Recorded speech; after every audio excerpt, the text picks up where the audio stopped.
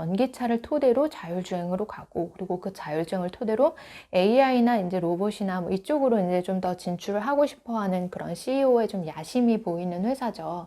그렇기 때문에 주가도 지금처럼 이렇게 좀 고공행진하고 있고 고평가되어 있는 게 아닌가라고 하는 생각이 들어요. 근데 제가 너무 테슬라에 대해서 장점만 말씀드린 것 같아가지고 테슬라의 좀 단점도 말씀을 드려볼게요. 반갑습니다. 투자 이야기를 쉽고 편하게 들려드리는 한주주입니다. 네, 오늘은 제가 어제에 이어가지고 테슬라가 지금 현재 좀 뭐하고 있나 그런 것들을 좀 찾아봤는데 그 내용을 이제 좀 주주님들께 공유해 드리도록 하겠습니다. 테슬라가 내가 팔면 좀 급등한다 라고 하는 이런 좀 특이점을 가지고 있다고 지난 시간에 말씀을 드렸는데요. 그래가지고 이제 팔기가 참 쉽지 않은 거예요. 이게 매수할 타이밍이 있는데 매도할 타이밍이 없어요. 좀 특이하죠. 그러니까 내가 매도하자마자 언제 급등할지를 모르니까 이거 매도할 수가 없는 거예요. 진짜 어려운 것 같아요. 자, 이 기업은 지금 어떤 기업이길래 이렇게 좀 특이한 행보를 보이고 있고 사람들이 많은 관심을 가지고 있는지를 좀 이야기를 들려드릴게요. 근데 테슬라에 대해서 제가 또 너무 한쪽으로만 편파적으로 기울어지면 안 될 것 같아서 테슬라에 대해서 좀 뭔가 단점이 없나 그런 것들도 찾아봤거든요. 그런 것들도 함께 이야기를 해드리도록 하겠습니다.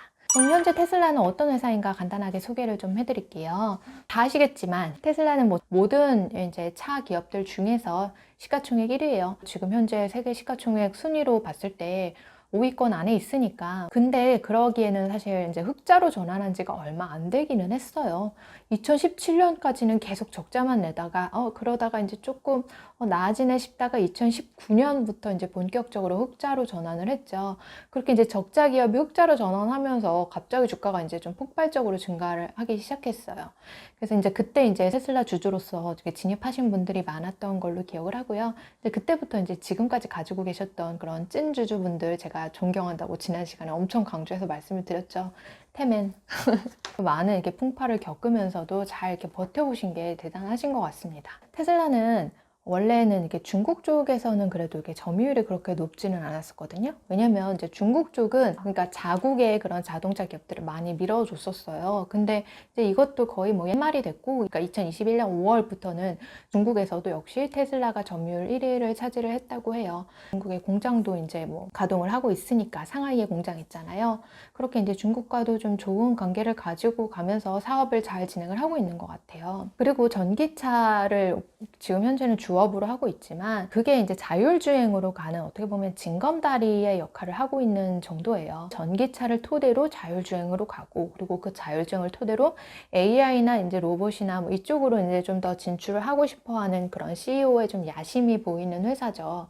그렇기 때문에 주가도 지금처럼 이렇게 좀 고공행진하고 있고 고평가되어 있는 게 아닌가라고 하는 생각이 들어요. 원래 좀 그런 생각이 들었거든요.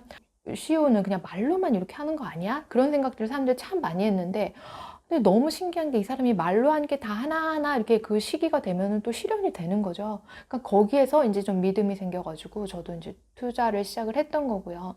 테슬라는 생산 능력은 지금 엄청나게 좀 확대가 되고 있어요. 최근에 그러니까 3월 22일 날 기가 베를린이라고 하는 그런 행사를 했거든요. 그러니까 베를린에 공장을 세우고 그 공장에서 이제 행사 같은 거 진행을 한 거예요. 뭐 생산 능력에 대해서 이렇게 어필하는 그런 행사였겠죠. 기가 베를린은 테슬라의 공장이고요.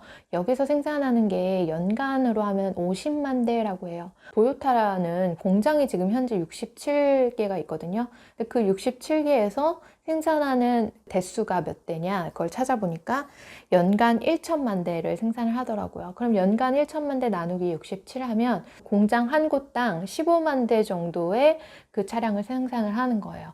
50만 대와 15만 대의 차이, 그거 정도로 이제 좀 보시면 될 것 같고, 제가 생각을 했을 때 이게 뭐 효율의 차이일 수도 있고 인력의 차이일 수도 있고 공장 규모의 차이일 수도 있고 뭐 여러 가지 뭐 차이가 존재를 할 수는 있겠죠. 근데 그래도 이렇게 공장을 계속 확장을 해 나가고 있고 생산 능력을 엄청나게 좀 늘려가고 있다라고 하는 게 좀 의미가 있는 거예요.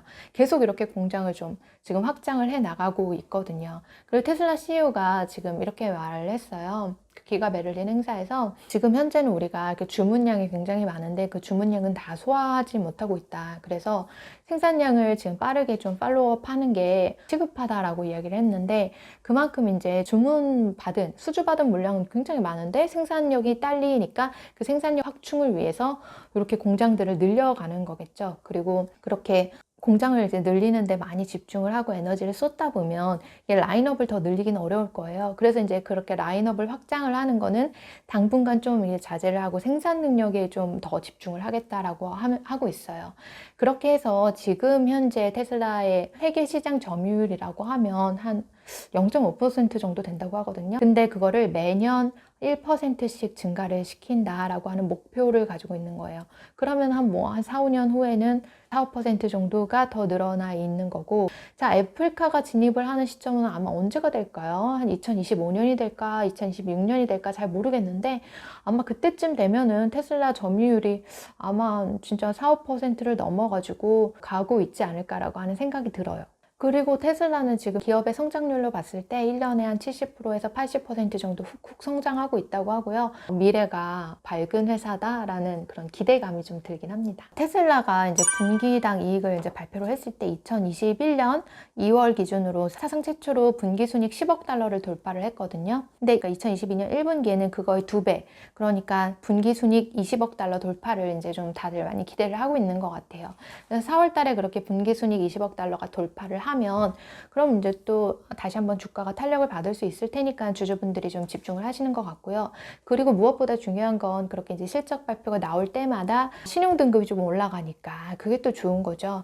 무디스에서는 지난 1월 달이었어요. 1월 달에 테슬라의 신용 등급을 BA3 등급에서 BA1 등급으로 그렇게 상향 조정했는데요. 2단계나 상향 조정을 했어요. BA1 등급은 투자 적격 등급의 바로 이제 아래에 있는 그 단계예요. 그래서 이제 곧 있으면 투자 적격 단계로 올라올 수 있는 그런 여지가 보이는데요. 테슬라가 뭐 앞으로 뭐 대단한 거 갑자기 하지 않아도 그냥 지금처럼만 차곡차곡 조금씩만 잘 해도 시간이 지나면 아마 1년 후에 그렇게 신용 등급이 더 올라가지 않을까 라고 하는 기대감이 있고요. 그런 식으로 해서 테슬라의 신용 등급이 올라갔을 때는 기관 투자자들이 더 많이 이제 좀 들어올 거라고 기대가 돼요.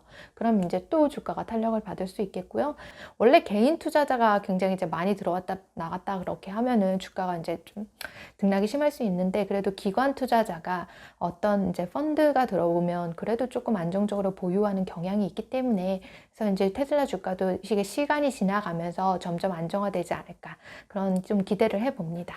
남은 주식들은 정말 장기적으로 보유를 해보려고 그렇게 마음을 먹고 있습니다. 근데 제가 너무 테슬라에 대해서 장점만 말씀드린 것 같아가지고 테슬라의 좀 단점도 말씀을 드려볼게요. 테슬라의 단점이라고 하면 가장 큰 게 뭐냐면 CEO예요. 테슬라의 가장 큰 적은 CEO다라고 하는 이야기가 있어요. CEO가 누구예요? 일론 머스크죠. 일론 머스크가 이렇게 테슬라에 자꾸 이렇게 입방정을 떠니까 주주분들이 굉장히 좀 마음 불편해하시고 조마조마해 하시는 것 같더라고요. 근데 이제 그렇게 가끔씩 관종 같은 행동을 하면서 때로는 이렇게 나 테슬라 주식을 팔 거야 그러면서 막 이렇게 그런 투표 같은 것도 트위터에서 한다고 하잖아요. 그런 거 보면은 되게 좀 특이하다라고 하는 생각이 드는데, 그럼에도 불구하고 좀 테슬라 CEO가 저는 나쁜 사람 같진 않아요. 앞으로의 우리 트렌드가 ESG 경영이에요.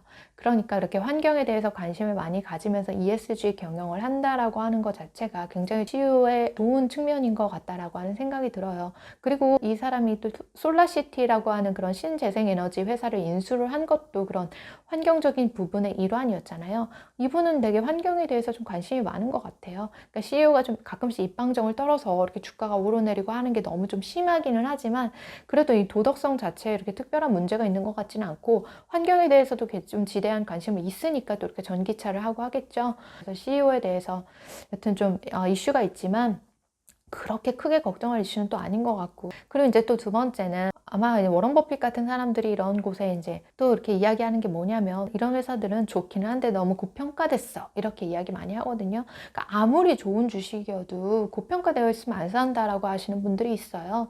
PER로 봤을 때 일반적으로 그런 빅테크 기업들이 한 2, 30 정도 된다라고 하면 테슬라 주식은 100이 넘어가는 그런 좀 주식이니까 좀 그런 데에서 고평가되어 있다라고 볼 수가 있겠죠. 근데 저는요, 항상 좋은 주식을 비싼 가격에 사는 걸 좋아해요. 좋은 주식 비싼 가격에 사서 더 비싸게 팔면 되잖아요. 테슬라 주식이 비싸가지고 이게 너무 고평가되어 있어서 안 산다, 그건 아니지만 그래도 현재 고평가되어 있다라고 하는 거는 좋지 않은 측면이에요. 그리고 마지막으로 이제 테슬라의 단점을 또 하나 그 억지로 한번 찾아보자면 지금 현재 테슬라 CEO가 가지고 있는 아이디어에 비해서 돈의 양이 좀 적은 거 아닌가. 그러니까 아이디어가 너무 많은 거예요. 이 사람 돈도 물론 많지만 그거에 비해서 아이디어가 굉장히 많고 이제 사업을 확장하려고 하는 그런 의지가 굉장히 충만하기 때문에 버는 돈보다 쓰는 돈이 더 많을 수도 있지 않을까라고 하는 생각은 들어요. 근데 현재 뭐 재정 상태를 보니까 이렇게 신용 등급이 올라갈 정도로 점점 이제 영업 현금 흐름이 이렇게 늘어나고 있는 걸로 보여서 아주 크게 걱정할 문제는 아닌 것 같고요. 그래서 제가 이렇게 몇 가지 이게 테슬라의 단점을 말씀을 드렸는데 뭐 제가 생각하기에는 가장 큰 단점은 아무래도 좀 그 CEO의 정서적 불안전성이 아닐까 그런 생각이 듭니다. 그래도 이제 좀 본인이 몰입하는 부분에 대해서는 천재성을 발휘를 하기 때문에 그런 걸로 이제 믿고 투자는 하지만 그래도 좀 그런데 이슈가 있을 수도 있다라는 생각이 듭니다. 자, 이제 테슬라에 대한 이야기 오늘 이렇게 해드렸는데요. 이런 이야기 좀 들어보시고 좀 또 다양한 견해들도 들어보시면서 여러분들께서도 주식 투자를 하시는 데 있어서 좀 좋은 의사결정을 하시기 바랍니다. 오늘 제 내용이 도움되셨기를 바라고요. 네, 다음에 또 더 좋은 유익한 내용으로 찾아올게요. 주주님들 편안한 밤 되세요.